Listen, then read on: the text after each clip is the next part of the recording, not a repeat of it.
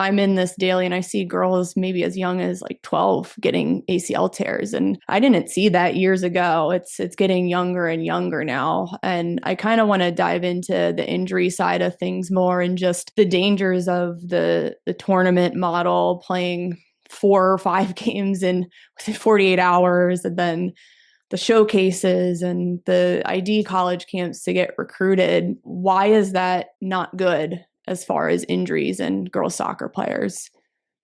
Well, first of all, like I have done so far in our conversation, I'm first going to explain a reference, and then I'm going to use that reference to answer your question. And the reference I'm going to explain right now has to do with the accumulation of fatigue and the nervous system. Yes? What you see is that if players are accumulating fatigue, not so much during training or the game, but between training and the game. So in other words, they are training or they are playing a game, they get tired, and then after the training or after the game, they do not get the opportunity to fully get rid of all the fatigue. So in other words, they start the next training or the next game, but they are not fully recovered yet. So there is still some fatigue. But then during that next training or next game, they produce new fatigue. So now you start to accumulate from day to day and from week to week. And what is the consequence of accumulating fatigue? Is that your nervous system gets slower. So in other words, the signal from your brain to your muscles is going to travel slower. So the signal, for example, the signal from your brain to the muscles around your knee, that signal will arrive later. But that signal is very important because that signal tells the muscles around the knee to contract and to stabilize the knee. Now, what is the number one reason why players in general, but teenagers in particular, have so many ACL injuries? That is because they are, for example, landing or they are turning, but the signal from the brain to the muscles have not arrived yet. So the muscles around the knee have not contracted yet. So the knee has not been stabilized yet. But they are already landing, or they are already turning, rotating. But if the muscles have not contracted yet, what is going to happen? That the bone of your lower leg and the bone of your upper leg, they are going to move in relation to each other. Bam. And then the ACL is going to snap. And then everybody says, oh, how unlucky. There was no opponent close to you. And it was a very innocent action. In other words, you have done this action already 1,000,000 times in your life. And then your ACL did not snap. Oh, unlucky. No, this is not unlucky. This is incompetence. Yes? Most ACL injuries are the consequence of incompetence. So in other words, those players are the victim of the coach and also the parents, but we can talk about that later. But initially the coach, because the coach is responsible for the periodization, the planning of football activities. So the coach is responsible for preventing the accumulation of fatigue, preventing that the nervous system of players slows down, preventing that the signal from the brain to the muscles arrives too late. In other words, preventing ACL injuries. Yes? So first of all, it is the responsibility of the coach. And a lot of coaches are uneducated in the area of periodization. Yes. And then you have the parents. Yes. Because parents also often, not all of them, but many, think that more is better. They think that if you train more, you improve. Or if you play more games, it is better. No. If you play 4 games in 2 days, it is impossible by definition to recover between the games fully. So that means that in the second game, at the beginning, you are still tired more or less from the first game. And in the third game, you are still tired more or less from the first 2 games. And in the fourth game, you are tired from the first 3 games. So with every game, you accumulate more fatigue. So with every game in that weekend, you accumulate more fatigue, your nervous system gets slower, and the injury risk increases dramatically.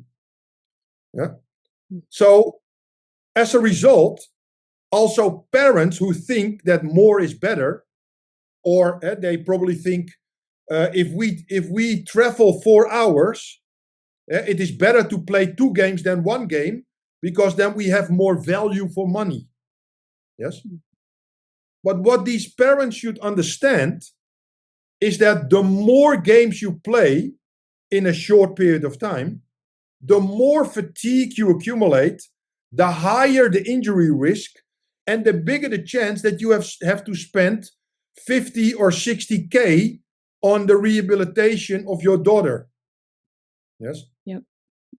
And this is from an injury point of view, but also from a performance point of view. Because you know what? If your nervous system gets slower and the signal arrives later at your muscles, your football actions become slower. So when I play the ball to you, my pass will be slower, and my football actions will also become less accurate. So my actions become slower, and my actions become inaccurate. In other words, because of the accumulation of fatigue, I do not only have a bigger chance of an ACL injury, I also have a bigger chance that my performance will drop. So now I look a worse player than I really am. And that is why these tournaments are a joke. These showcases are a joke. Because you know what? After 2 games, you are not playing football anymore. You are playing fatigue ball. It is not football anymore, because it is impossible for these players to show where their 100% is. They are by definition playing at less than 100% because their nervous system has become so slow. So if you are a scout, it only makes sense to watch maybe the first game, maybe the second game, but then you can go home. A lot of them Because do. the third, the fourth, and the fifth game, you do not see anymore how good a player is, because the player will have less peripheral vision, communicating. The player will have risk aversion, yes, and the player will have a slower nervous system. So this is a pretty sad picture, but most people in the US, they think that this is normal. Why? Either because people are uneducated, or other people who try to make a lot of money, yes, they try to hide this. And those children are the victim. They are the victim of this utter and utter incompetence. And parents are paying thousands of dollars for increased ACL risk in their young daughter. Yeah, and underperformance. And yeah, exactly. So their child also looks worse. Their child looks slower, and the passing is inaccurate because the daughter should have played the ball to the right foot, but because of fatigue, the ball ends up on the teammate's left foot. So now we lose the ball. And now everybody's looking at your daughter. Oh, maybe she is not as good as I thought. No, she is tired. Yes, and not because she is not fit. Yeah, because that is the next thinking mistake. No, because she is not fresh. Yes. So the next thing we have to discuss is the difference between fitness and freshness. Fitness is your potential. So fitness means how long you can maintain something. Yes. If you are fresh. Yes. But freshness means how tired are you? And just imagine, yes, just imagine that you are a very fit player. So, for example, you can make 6 actions in 1 minute. That is your fitness. You can make 6 actions in 1 minute. Don't take it literally, people who are listening. This is just a hypothetical example. So somebody is very fit because she can make 6 actions in 1 minute for 90 minutes. And then we have a player with less football fitness. So this player can perform 4 actions per minute. Yes? So player 1 is fitter than player 2.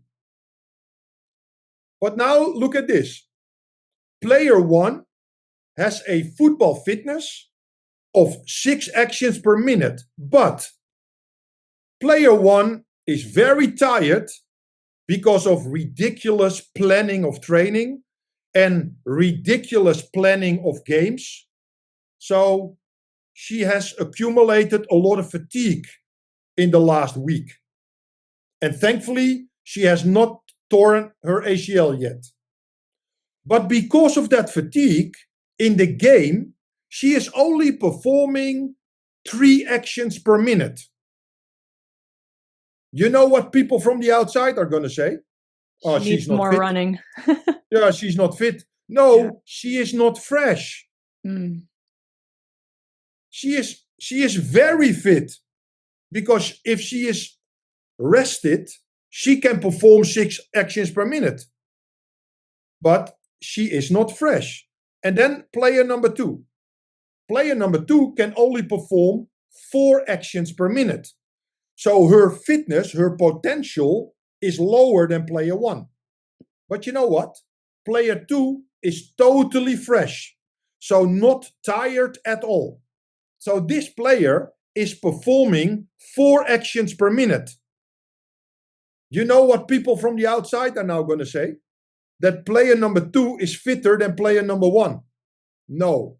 Again, an uneducated opinion. Player number 1 is fitter because she can perform 6 actions per minute. But player number 2 is fresher. Her freshness is higher. So also parents and coaches should understand the difference between fitness, your potential, in other words, what can I do if I am not tired, and your freshness. And you know what is even worse? Like you already mentioned 1 minute ago. If player number 1, with her big football fitness, 6 actions per minute, but because of the ridiculous planning of training and games, she is only performing 3 actions per minute. People from the outside are going to tell her, you are not fit. And now they are telling her that she has to train even more. But you know what's going to happen? She's going to accumulate even more fatigue. So now the injury risk, the ACL risk is going to increase even further. And you know what's going to happen in the next game? She can only perform 2 actions per minute. So she ends up in a downward spiral, in a vicious circle. Yeah. Yes. And again, this girl or boy is the victim of uneducated coaches, parents, and either she ends up with the ACL and she cannot fulfill her dream, or she is just totally fed up and she drops out and she cannot fulfill her dream. But in either way, yeah, these teenagers are the victim of uneducated or ignorant adults. This is depressing. I hate Yeah, like but look, it is depressing. it is. It It is. is depressing. And I visit your country for 15 years now.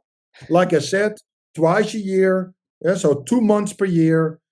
And I have been in hundreds or maybe even thousands of situations at club level, national team level, college level, high school level. It doesn't matter. I've seen it all. Yes. And the picture is extremely sad. Yes. And this is also one of the reasons why your country in the boys department is not gonna win the World Cup, and in the women's department you used to win the World Cup because girls football and women's football was organized a little bit in the US and was totally unorganized in Europe. But yeah, hopefully everybody understands that the women's game is exponentially developing in Europe now, and it will not take long before other countries will dominate the women's game. And last week, our Dutch under 17 girls, they played the US under 17 girls, and the US should beat a Mickey Mouse country with 5-0, but they didn't. They lost. yeah. I was going to ask you about that. But that should not be the case. A country with such a big population, they should beat Mickey Mouse countries. But football is much better organized in the Netherlands. Yes. Because you know what? And that is another red flag. Youth football in the US is more about making money than about talent development. Yes. I always call youth football in the US modern child slavery. Yes. And it doesn't sound nice, but that's not the point. The point is whether it is true or not. And youth football in the US is run by people whose decisions are primarily guided by how can we generate even more money. So can we organize another tournament?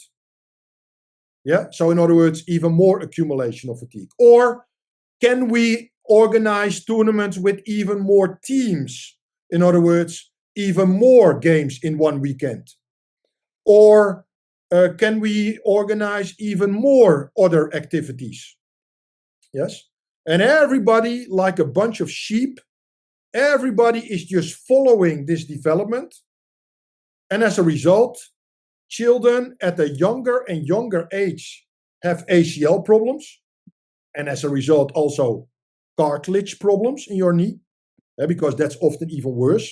Because even if your ACL is repaired, then cartilage is not something you can repair.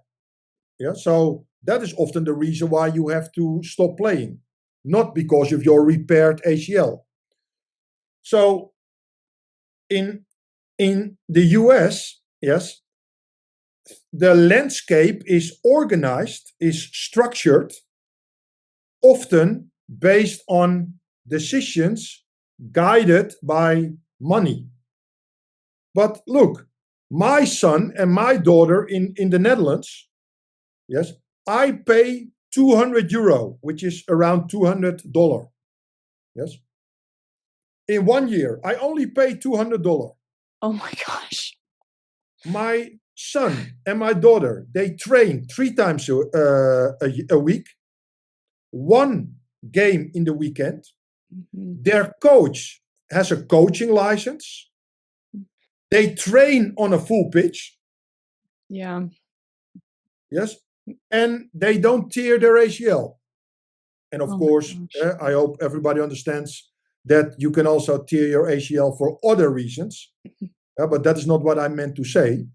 What I meant to say is that they do not accumulate they do not tear their ACL because of an accumulation of fatigue.